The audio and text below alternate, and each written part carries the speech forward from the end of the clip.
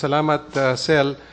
Siguro umpisahan ko dito sa nababalita na nabanggit na nga ni Attorney Pavia tungkol dito sa bagong assignment na tungkol sa tubig, no? Yung water SAR.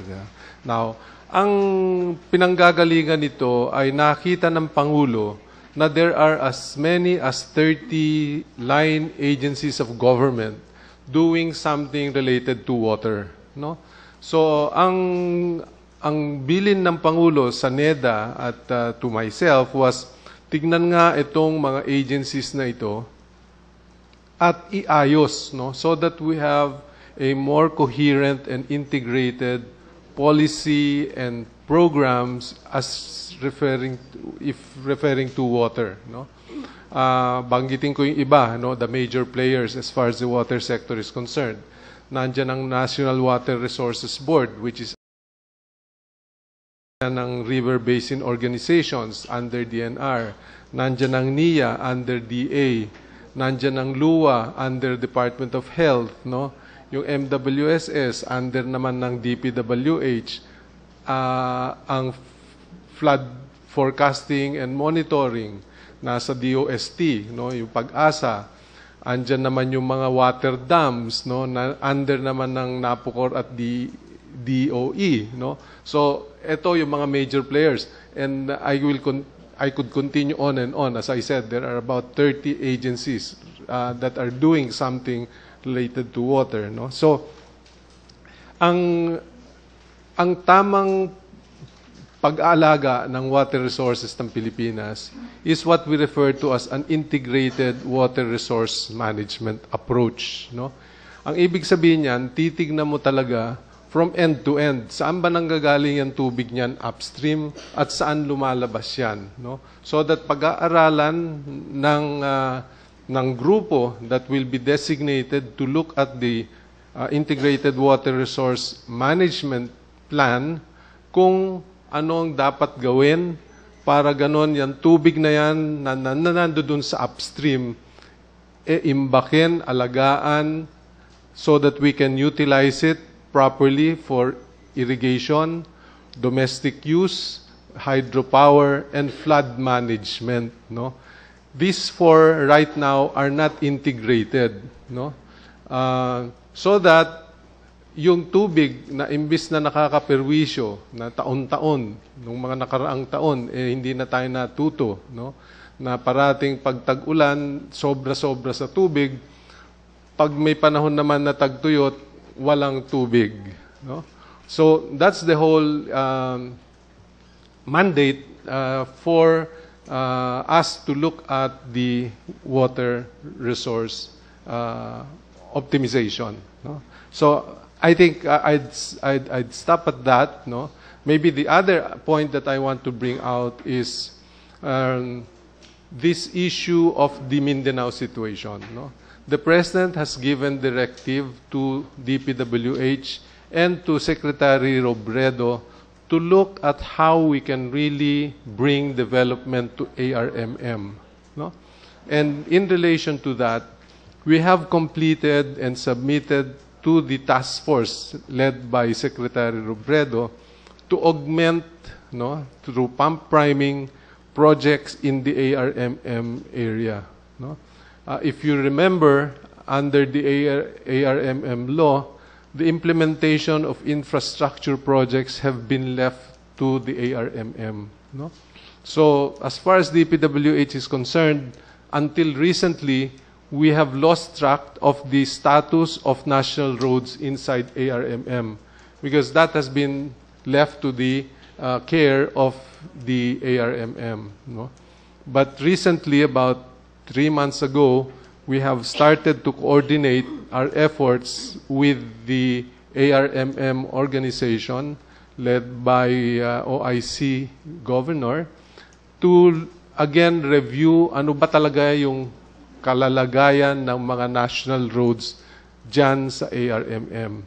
And we have agreed and we have recommended high priority infrastructure projects in ARMM.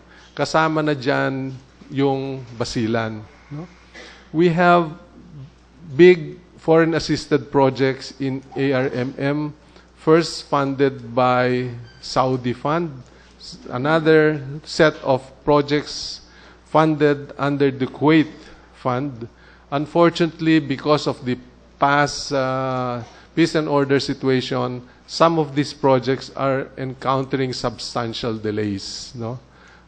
So the directive of the President is for us to look at the actual situation of these foreign assisted projects and find out how we can, once and for all, complete these projects. No? So the other information I'd like to inform the members of the press is because of this focus on countryside development, pump priming, next year the budget of now is 26% of our national budget. No? So napakalaki niyan. No? Mindanao has never experienced that much in terms of a percentage of the DPWH budget. No? So we are focused on helping Mindanao in terms of providing good and quality infrastructure for the connectivity and so that people can move freely and commerce will be increased. No? So I think I will leave it at that, those 2 points that I'd like to update the members of media. One is on the assignment on water resource management, and the second is our focus to develop infrastructure in Mindanao. Thank you so much, Mr. Secretary. Ngayon naman, mga gilo kong mga tagapakinig, opening statement coming from DFA Assistant Secretary for Pacific and Asian Affairs, Maria Teresa P. Lazaro, ma'am. Marami pong salamat. Magandang umaga sa inyo lahat. Sa bukas po, 26 ng Oktubre hanggang 28, darating po ang presidente ng Vietnam, His Excellency Trong Tan Sang. Ito ho isang tradisyon. He is a new president of Vietnam at may tradisyon po among ASEAN countries na bumibisita ang mga pangulo sa iba't ibang bayan ng ASEAN. And ito pong the Philippines is the third ASEAN country na bibisitahin ni President Sang. About a year ago, at about the same time, ito rin po yung panahon na nagpunta si Pangulong Aquino sa Vietnam, kung natatandaan ninyo. So, it augurs well na maganda ang palitan ng pagbisita ng dalawang Pangulo. Ito rin ho ay dahil tayo ay nagse-celebrate ng 35 years of diplomatic relations with Vietnam. Si Presidente Sang ay darating kasama ng kanyang malaking delegasyon na may kasamang about 50 to 70 Vietnamese businessmen, of course, of their state enterprises. Darating po siya bukas ng mga alauna at sa buong araw ng Miyerkules, ito po ay yung formal ceremony. Gaganapin din ho ang mga discussions nila ng Pangulong. Bibigay ang ating Pangulo ng isang state dinner for the President. Sa ikalawang araw, sa Huwebes, ito ho ay magkakaroon ng mga iba-ibang okasyon. Pupunta ho siya sa IRI, sa International Rice Research Institute in Los Baños, at magkakaroon din ng isang economic business forum with PCCI and in partnership with DTI on business opportunities in Vietnam.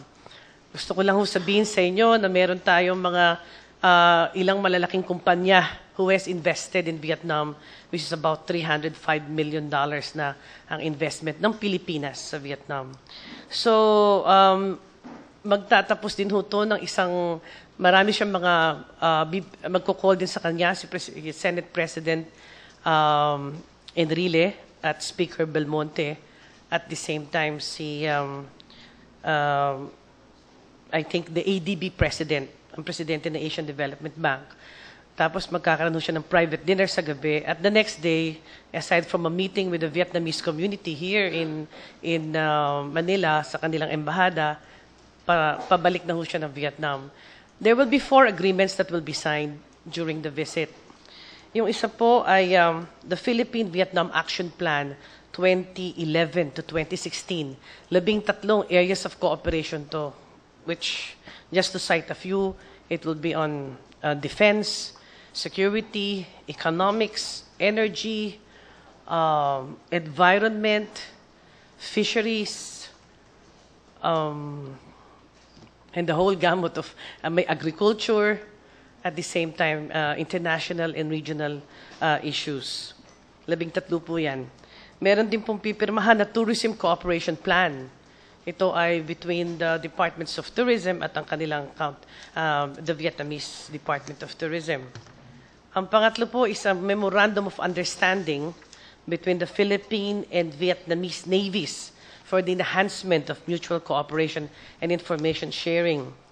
Ito ho is, this memorandum aims to strengthen, it is a framework to strengthen bilateral cooperation. Siguro this will involve search and rescue, natural calamity warning, and other maritime security issues.